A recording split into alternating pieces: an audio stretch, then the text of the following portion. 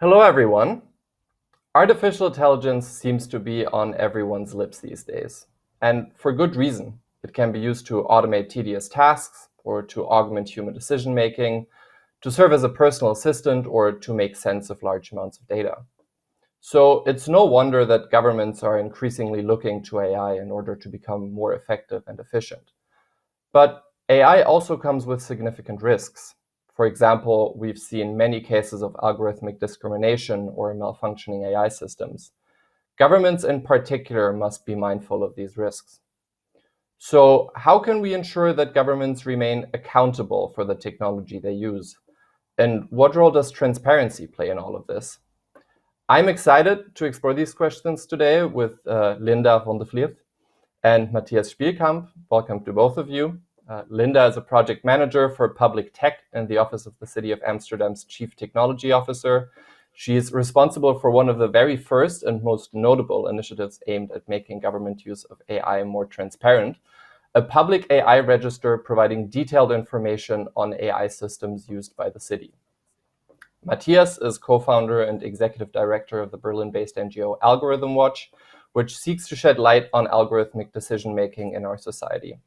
Amongst many other things, he has testified on AI in front of the Council of Europe, the European Parliament, German Federal Parliament, and he's a member of the Global Partnership on AI's Working Group on Responsible AI. Now, to kick off our session, I will hand things over to Linda, who will give us a quick overview of Amsterdam's public AI register before we dive into our discussion. Linda, please. Yeah, thank you, Matthias, and Maximilian, and thanks for having us. I'll talk a bit about the register, but first of all, I'll give some examples of algorithms in Amsterdam and also why we started this policy, just to give some context to the discussion, and then I'm very excited to discuss this with Matthias. So, first of all, you might know Amsterdam as a city of canals or musea or bicycles or maybe even coffee shops. But we are also a technology-minded city with more than 95% of households having an internet connection and also many digital companies having their headquarters in Amsterdam. The city of Amsterdam believes in what we call people-centered approach to technology. So we have a policy framework called the Digital City Agenda that aims for democratic safeguards for citizens online as well as offline. And Amsterdam was also one of the founding members of the Cities Coalition for Digital Rights, which is a coalition of cities from all over the world working together to protect and uphold human rights in the digital realm at the local and at the global level. And this, of course, all means that we feel that any technology that the city itself uses should be used responsibly, including AI and algorithms. We use algorithms on a daily basis in Amsterdam, I would say since about the 70s or the 80s, to help us with city tasks. Now, first of all, I thought it would be sensible to clarify what we mean by an algorithm or AI or an algorithmic system when we use those words. In Amsterdam, we actually use quite a broad definition. For us, it's any piece of software that uses data analysis, statistics, or self-learning logic to automatically produce some kind of outcome. So a prediction or an advice, for instance. And we use this advice or prediction to provide the services to our citizens or maybe to maintain a safe public space.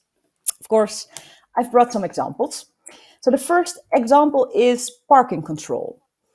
In the Netherlands, paying parking fees has been digitalized. So not just for Amsterdam, but throughout the Netherlands. And that means that you can pay your parking fees with an app or at the parking meter, but either way, the information is saved in a central database. And in Amsterdam, we use these vehicles that you see here on the screen, and they are equipped with cameras and drive around the city to take photographs of license plates of parked cars. And then an algorithm reads the letters and numbers on these photographs and recognizes it as being a license plate. And furthermore, another algorithm then checks the Dutch parking register, so the national register, to see if parking fees have been paid for that license plate. It's a technical, complex example, but policy-wise, a very simple example. You just send these cars in the city instead of the policy officers. Then another example is an algorithm that recognizes garbage. You can see the output of that algorithm here on the screen. So garbage that is littering the city. Of course, we want to know where that is, so we can send our cleaning crews to collect it. Now, these, of course, are two examples that are more complex algorithms or algorithmic systems using both image recognition. But an algorithm doesn't have to be very complex. In our broad definition, it can also be a simple automated check in a database to see if a citizen fits the requirements to accept social benefits, for example. Now, as you might know, and I think you have some knowledge looking at this presentation, of course, algorithms can be a bit of a black box. It is not always clear how they work, and even if you have access to, for instance, the source code, only a few people with certain technical skills will understand how they work. And for a democratic government like a city, that's a problem. For us, it's essential that we can explain on what grounds a certain decision has been made. Not only because in the Netherlands it's regulated by law that governments should explain their decisions, but frankly, I think it's the only way we can expect citizens to trust us. Now, over the recent years, many guidelines have been published on what needs to be done to make AI and algorithms trustworthy. What all these guidelines, like the one on the screen, seem to agree upon is that they see transparency and accountability of algorithms as key factors for their trustworthiness. However, these concepts of transparency and accountability have been a bit too abstract to put into practice. They were not yet operationalized. And although there is now a proposal for AI regulation by the European Commission, which is much more specific on what information should be available and should be documented than the previous guidelines, as a city, we still need some practical tools to make trustworthy AI an everyday practice. So that's why in Amsterdam we've developed several policy instruments for public control on algorithms. And these policy instruments are really, practical instruments. And in this short presentation, I will only touch upon one of these instruments, the algorithmic register, but I have provided a link here to another resource that you might find helpful, our standard set of contractual clauses. They will help you demand transparency from your suppliers, and they can be used by anyone who wants to use them. Now, onto the register. The algorithmic register is a website that shows processes of the city of Amsterdam that use algorithmic systems. At the moment, it contains only a couple, but in the future, all algorithmic systems should be registered here. When you select one of these processes, you can first of all find general information on the purpose of that specific policy or service and how algorithmic process. And this part is very much, of course, directed at general, so let it be systems. But when you want to dive deeper into the matter, for instance, because you're a journalist or a city councilman, you can also look up what data is being used, how that data is processed, so how the algorithm works from a technical side, how discrimination is prevented, the degree of human oversight, and how risks are handled. And you do that by these drop-down menus. So I hope you all enjoyed this little sneak peek of the register, and I really encourage you to go to the register of the City of Amsterdam, or of course of that of the City of Helsinki, with whom we've collaborated on this project. And both are shown here on the screen. Many thanks, and I'm looking forward to the discussion. Thank you very much, Linda, for this great presentation.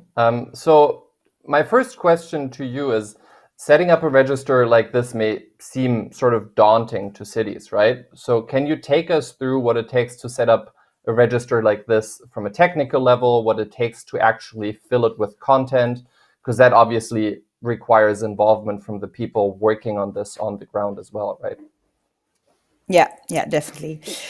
Well, the most important thing where you need to start is, of course, that you need to know what kind of information you want to put in your register. And that might be something that's very different for each government. For us, we had the collaboration with the city of Helsinki, but also with the company Sidot, who already had a kind of data model of what is needed to provide transparency about algorithms, really taken from academic literature. And of course, some things are evident, right? You need to describe the goal of the algorithm and of the process that it helps, and also you need some description of the data that's being used. But there are other things that might differ from organization to organization. So you really need a team to think out what do we want to register. That said, there are now already some providers of registers where you can ask for help. So you can either procure a register or build one yourself. But then the fun starts, I think, and you need to fill that register. And we in Amsterdam have chosen for a very, how they say that, kind of qualitative approach. You could also, of course, build a register by just logging everything your algorithm does, but then still you have the situation where only really technical people understand how that algorithm works or how they can read that log. And we've chosen to make it more descriptive and more for a general public. And I won't lie, that takes time and effort. It takes expertise of the algorithm itself, so the technical expertise. It takes expertise of the policy officer who knows what goals they want to attain with the algorithm, and it takes some kind of communications expertise to know how to translate that into something that's understandable for all. But I can also say that the people who've filled the register up to now had loads of fun doing it, found it very useful also for their own processes, that things were now documented that were up to then only in the heads of some people. At the bottom line, I'd say it does take some time, but it's worth the effort. Thank you. Matthias, one of your objectives at Algorithm Watch is to keep governments and companies' use of AI and algorithmic systems in check. So how can a public register like this one in Amsterdam help civil society organizations like Algorithm Watch or investigative journalists in their work? I think there are several reasons, actually. The first one is, of course, what Linda already said. It's transparency. Now, transparency is a big and contested concept. People always start to discuss what is transparency really. But what we see here with these registers is that the governments feel obliged, which I find very laudable. It's a great, great idea, to publish information to everyone about the systems that they use. So an organization like ours could go to that register and just check out what is in there. And then, for example, think about whether we would feel that some of these processes, these algorithmic systems that are used may be problematic. Now, I suppose that, most of the systems that are used by the city of Amsterdam are not problematic. And of course, always the question is everything in there? I mean, Linda already said it's the start of it. So of course, not everything is in there, but in the long run, will everything be documented, and will also the problematic uses, the potentially problematic uses, be documented? So I think there needs to be another level of control here, of someone having the authority to check whether really everything then ends up in this register. But if that's the case, and if it has a good governance structure, then of course it's very valuable for people like us, or also journalists, who look it up and maybe say, well, even though the city says it's an unproblematic use of something, we have some doubts. And then, of course, you have to make your case. But I would just quickly like to mention something else, because you were asking specifically about civil society organizations. But I think civil society in general benefits from these registers, because it gets civil servants thinking about what they're using. It helps in this reflective process. For example, if they have to detail how the data management is being done, or whether there were any precautions taken to not use this for or to prevent some discriminatory effects, that is tremendously helpful, because our assumption is that governments and civil services in, let's say, democratic countries with a rule of law are not intending to discriminate against certain people. There are cases where that happens, but I wouldn't say this is the norm. The norm is that the public authorities would like to offer a service that is helpful for everyone. Now, if they make mistakes designing that service, designing a system or something like that, then having that register that lets them know, it will be made public, and you will sort of have to justify it towards a public why you're using it and how you're using it. I think that's a tremendously helpful process, because, as I said, it starts that self-reflection that makes these systems in the end better. Thank you. And your mention of other stakeholders also leads me to my next question to Linda. So since you launched the algorithm register last year, in fall of last year, what have your experiences with the project been, and what has your feedback from different stakeholders been like? Yeah, that's a question with many answers. So I think the first wave was excitement, right? It was new, it got a lot of media attention, and many people were hoping it would get traction also with other government organizations. I think the second wave was a bit of disappointment. Oh, there are only 3 and then 4 and then 5 algorithms in the register. I think these 2 things are normal. What's much more important is what happened behind the screens, which are, I think, 2 things at least important to say. First of all, within the Netherlands, we've started a collaboration with many different government organizations, but also on many different levels. So a few cities, a few provinces, a few, what we call government agencies, which operate more on the national level. And they all saw, okay, we need some kind of registration of algorithms. That's also due to the fact that there have been in the Netherlands some, cases of where algorithms were used, which had a really negative effect on the citizens. So everyone saw we need to do something about this, and it's a very bad thing if we all do this our own way. So let's start collaborating and try to see if we can get to that kind of data model I mentioned for every government organization, that we use the same data model. So we provide the same level of transparency for our algorithms. I think that's a great start, and I'm really hopeful of a good effect of that. And the other thing is, within our own organization, I saw the effect of this register, which is that we didn't have a total overview is the word, of how many algorithms we use. And that's really what this register does. The whole organization now has the task to upload their algorithms, and we just don't completely know. And now there's a whole kind of overhaul, looking into each department. Okay, which algorithms do you really use? Of course, we're not there yet, and we won't be there for maybe a year or maybe a couple of years. But I do feel really confident that this is a step to getting that overview of what we actually all use. So that's really hopeful. Just to quickly follow up on that, have you been in contact with citizens about how they respond to this, or how they interact with these registers? Definitely, yes, and in very many ways, and also very different steps along the way. So before publishing the register, we already had many feedback sessions with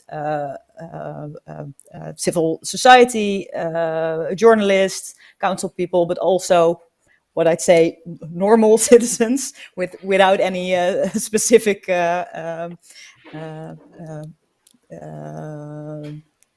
purpose around algorithms. So we've done that, but we've also continuously asked for feedback on the website, now also within each algorithm on the register. And also we've had a couple of sessions afterwards asking, is this now fully... how do I say this? Does this really give you the information that you actually want? And what kind of information do you actually want about algorithms used by a government? But that's, of course, a very hard question to ask, because if you don't know what information is available on algorithms, you don't maybe know what information you would like. But we try to do that continuously, talking with citizens and also people like Matthias to establish what is the information that you need. So, Matthias, Linda already touched on this in her previous answer, but how do you think we can make this a more widespread model among cities and governments more broadly? I think trying to convince governments and authorities to use this because it has very positive effects is possible. But honestly, if we really want uptake everywhere, I guess it has to be mandatory. I mean, people don't like to be legally, comply to do these things because many see them also as an additional burden. But some things just have to be mandated by law. Otherwise, not everyone will do what we would like them to do. So this is why we are asking as an organization for a mandatory register.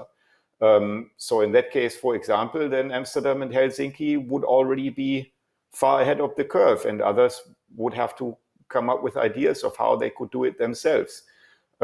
So yeah, convincing them that it's really valuable and it's not just an additional burden, but it's also an opportunity to develop better systems is necessary and to some extent also probable, but I guess there needs to be a law in the end. Yeah, if I can respond quickly, I totally agree with Matthias on this part.